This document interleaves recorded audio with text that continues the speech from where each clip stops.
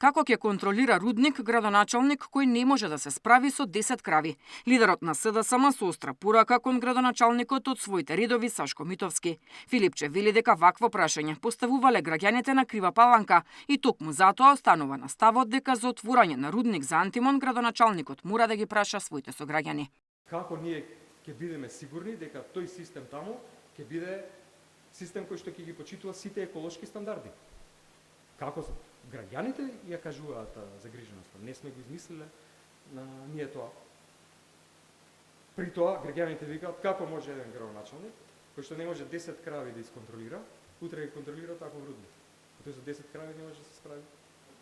И сега таков рудник ќе контролира во близина на Крива Паланка. Не го кажувам јас тоа, граѓаните ме прашуваат. При тоа тој има врска да ги праша нив. Во телефонски разговор пак Митовски кусони одговори дека повеќе нема да коментира ставови на партискиот лидер. Не влегувам во политичка конфронтација со партијата во која припаѓам и повеќе нема да коментирам нивни ставови, вели Митовски.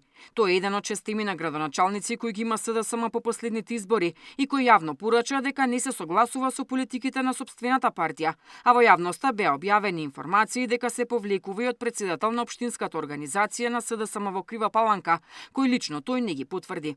Тензиите помеѓу Филипче и Митовски стартуваа по најавата на премиерот Мицкоски за отворање на рудник за антимон како стратешки важен за развој на државата и дел од соработката со САД. СДСМ предупреди дека не може развојот да се мери само преку инвестиција, без јасна проценка на ризиците по здравјето, водата, земјиштето и секојдневниот живот на граѓаните. И токму затоа тие треба да го имаат последниот збор.